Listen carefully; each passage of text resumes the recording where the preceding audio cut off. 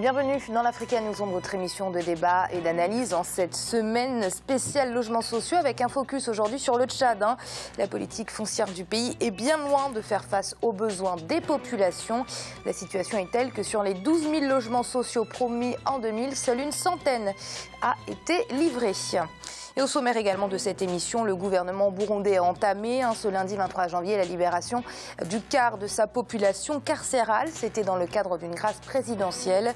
L'opposition dénonce une manœuvre visant à faire de la place pour de nouveaux prisonniers politiques. Et puis l'actualité, c'est également la République démocratique du Congo, où plus de 3 semaines après la signature de l'accord politique, un compromis a enfin été trouvé sur la composition du Conseil national de suivi de l'accord. Ils sont avec nous autour de ce plateau pour en parler, nos invités.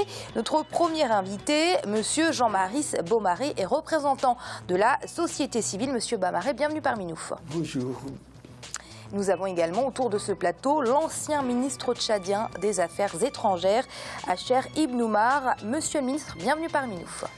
Merci encore une fois pour cette nouvelle invitation. Et notre éditorialiste, bien évidemment, on n'oublie pas Jean-François Akanji-Kombe. Jean-François, c'est un plaisir de vous retrouver. Amira, s'il est encore temps, je vous souhaite la bonne année et je vous remercie pour ce plateau très relevé. Je suis très heureux, nous avons le cœur de l'Afrique centrale, ça fait du bien. Et tout de suite, c'est l'info du jour.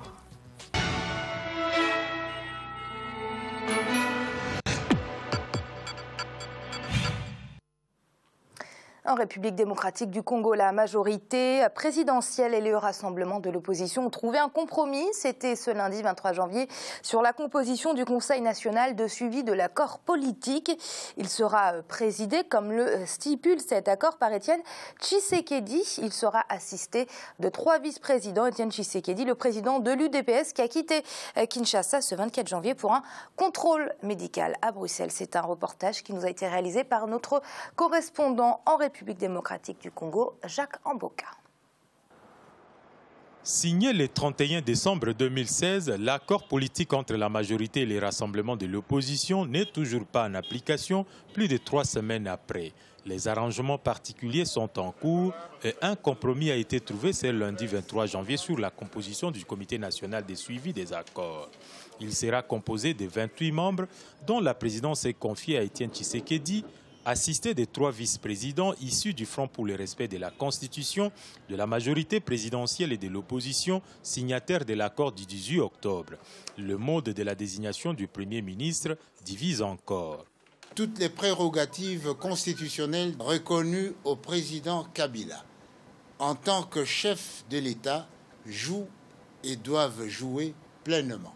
Le rassemblement est tenu de présenter au moins 5 noms de personnalités candidates au poste de Premier ministre. La dynamique de l'opposition, composante du rassemblement qui a réuni ses militants ce lundi 23 janvier afin de faire la restitution de l'évolution sur les arrangements particuliers par la voix de son modérateur, a souligné sa position quant à la désignation du Premier ministre. Pour le rassemblement, un seul nom de Premier ministre est présenté au chef de l'État pour nomination, alors que l'AMP exige la proposition de 5 candidats, ce qui est inacceptable. Avec le compromis sur la composition du Conseil national de suivi des accords, c'est un pas vers la mise en application de l'accord du 31 décembre 2016. Cependant, 2 questions restent à résoudre, notamment le mode de désignation du Premier ministre et celle de la décrispation du climat politique. Les travaux pourront se clôturer au courant de cette semaine, dans un contexte où le président de l'UDPS, Étienne Tshisekedi, a quitté Kinshasa ce mardi 24 janvier pour un contrôle médical à Bruxelles. Alors un compromis sur la composition du Conseil national de suivi de l'accord, c'est bien, mais Jean-François, ça ne nous dit toujours pas lorsque l'accord sera véritablement appliqué. Ça ne nous le dit pas. Je dois, en guise d'avertissement, indiquer que moi, je ne suis à titre personnel absolument pas favorable à ce type de processus. Il y a dans tous nos pays, dès lors que nous avons des constitutions qui ont été votées, qui ont été adoptées, qui représentent l'expression de la volonté du peuple, il vaut mieux le suivre. Mais bon, dans la circonstance actuelle, je me rallie à l'accord, à la perspective de l'accord, ne serait-ce que parce que cet accord-là permet d'éviter des pertes de vie. S'il n'y avait pas eu accord, je ne sais pas où en serait la République démocratique du Congo aujourd'hui. Donc je m'y rallie, mais cela présente tous les inconvénients. C'est que nous avons là des négociations et des compromis d'appareil entre membres d'appareil, des partis, entre les élites. Le peuple congolais est loin de participer à tout cela.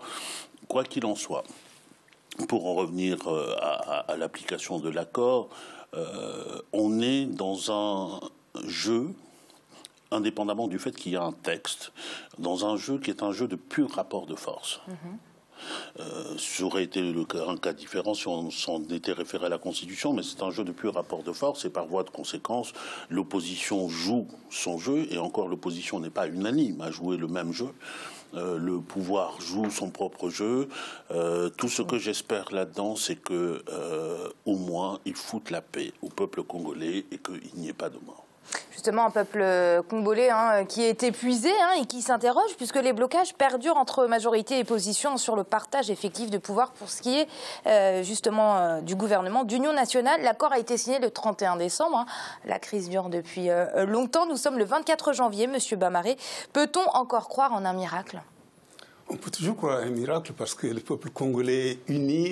Il suffit tout simplement que les dirigeants soient unis de cette même façon, permettant à ce que la population puisse s'exprimer librement et acquérir certaines compétences pour pouvoir avoir la paix dans leur pays.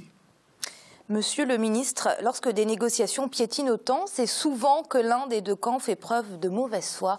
Est-ce le cas en République démocratique du Congo, selon vous ? Je commencerai par donner un exemple. On parle de prisonniers à libérer. Et parmi ces prisonniers, il y a M.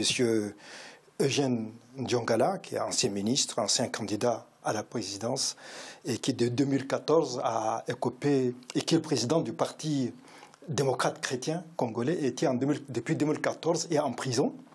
On l'a arrêté à plusieurs reprises avant, et il a été disculpé pour corruption autre.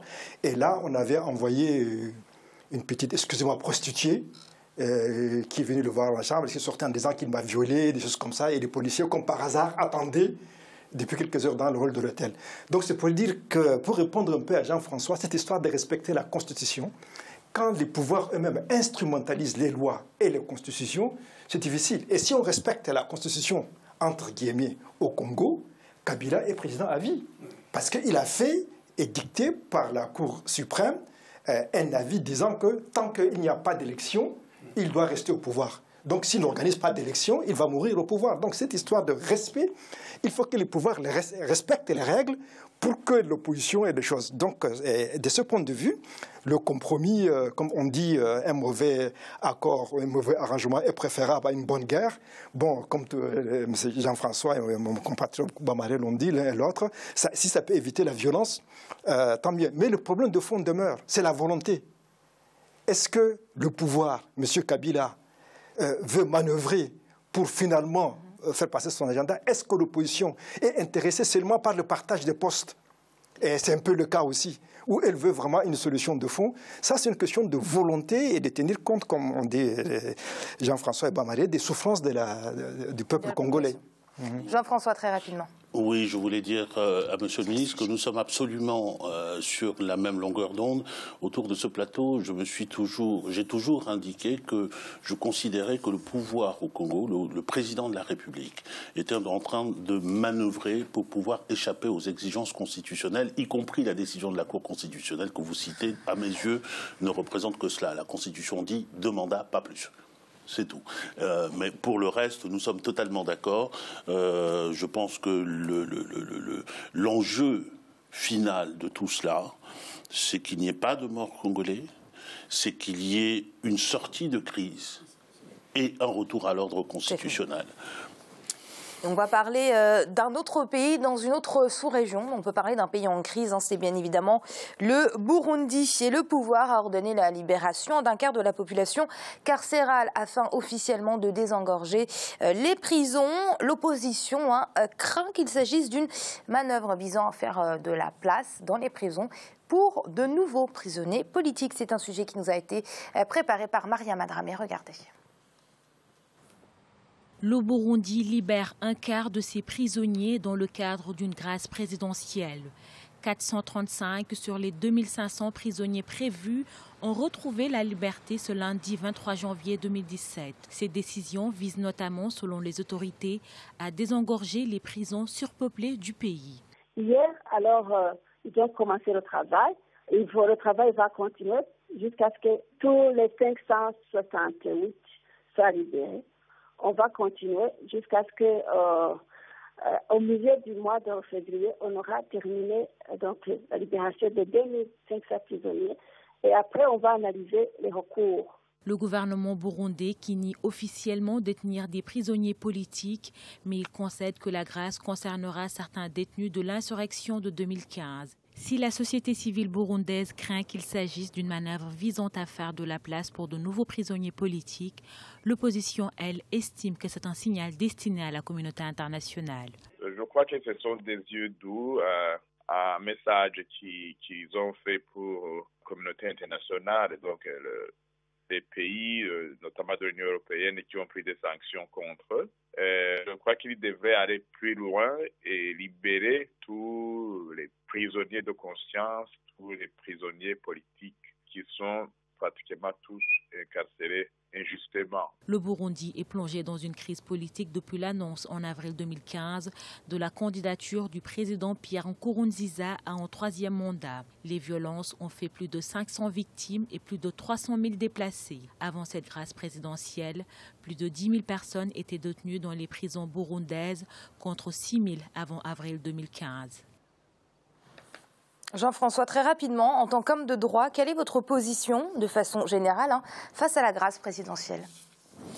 La grâce n'est pas de l'ordre du droit. C'est de l'ordre du fait du prince, c'est-à-dire de la volonté... Justement, est-ce qu'elle remet en cause le travail de la justice? Il y a une différence, à mes yeux, entre le règne de la volonté, y compris de la magnanimité du prince, et le règne du droit. Le règne du droit, lorsqu'il y a délit, je suis personnellement pour que tous les délits conduisent devant la justice et que la justice se prononce en toute impartialité.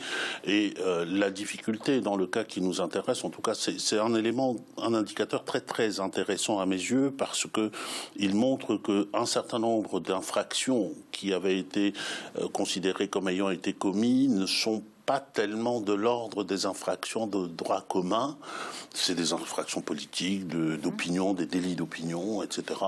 Et puis on ne peut pas les traiter autrement que par la grâce présidentielle. Si vous voulez l'avis du juriste, il est obligé de considérer que c'est un aveu. Alors avant d'évoquer le caractère politique de cette grâce, libérer des prisonniers pour faire de la place dans les prisons n'est pas vraiment la bonne solution. Monsieur Bamari, ne faudrait-il pas plutôt créer de nouvelles prisons capables d'accueillir les condamnés? Je pense qu'il est plutôt souhaitable pour des petits délits, les juristes puissent laisser en liberté ces prisonniers afin de ne pas remplir les prisons. Parce que les prisons, normalement, sont faites pour des longues durées. Ce n'est pas des délits d'une semaine à un mois ou 3 mois qu'il faut maintenir des gens en prison. Il suffirait de pouvoir libérer tous ces gens, permettre à ce que les vrais prisonniers, plutôt ceux qui sont réellement condamnés pour de longues durées, puissent avoir un peu plus d'espace pour mieux vivre leur détention plutôt que de pouvoir libérer et en plus les remplir derrière.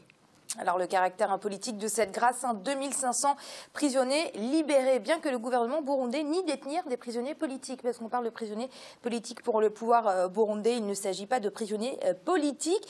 Il a seulement admis que la grâce concernait certains détenus condamnés pour leur participation au mouvement insurrectionnel qui a démarré au mois d'avril de 2015. Monsieur le ministre, cette grâce peut donc être vue d'un bon œil, même qualifiée de main tendue, non ? D'abord, est-ce que vous connaissez un gouvernement au monde qui reconnaît qu'il a des prisonniers politiques? ce sont toujours des traîtres, des agents de l'étranger, des terroristes, que sais-je encore, des trafiquants. Donc c'est un jeu sur le mot. À la place de la grâce, moi j'aurais préféré amnistie. Parce que la grâce, ça veut dire que vous êtes coupable, mais on vous pardonne. Ce sont deux choses différentes, on l'amnistie, ça veut dire qu'on efface votre...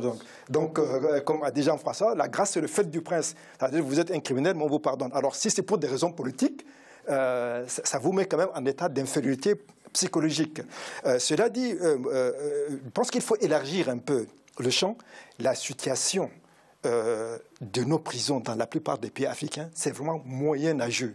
Des femmes enceintes qui accouchent sur place, des mineurs qu'on oublie, des tuberculeux, les rats, les cafards, les gardiens corrompus, etc., les trafics, la prostitution. C'est-à-dire, c'est l'enfer dans l'enfer. Et donc, cette question, les organisations des droits de l'homme et même la communauté internationale n'y accordent pas beaucoup d'importance parce que quand on est prisonnier, on perd tout. Alors ça c'est... Mais sinon, pour le cas du Burundi, moi je pense que pour les intéressés et leurs familles, quel que soit le calcul politique, il vaut mieux être dehors qu'être dedans. Surtout après ce que j'ai dit sur les conditions de détention. Donc je pense que aussi les oppositions africaines, ils ont tendance à dévaloriser tout ce que fait le gouvernement en place. C'est ça aussi. Bon, s'il fait une chose qui est bonne, mais même avec des calculs, il faut reconnaître que c'est une bonne chose, après dire quels sont les calculs, mais systématiquement, on a une tendance à rejeter systématiquement tout ce que fait le pouvoir. Donc c'est une attitude un peu, enfin, immature à mon avis.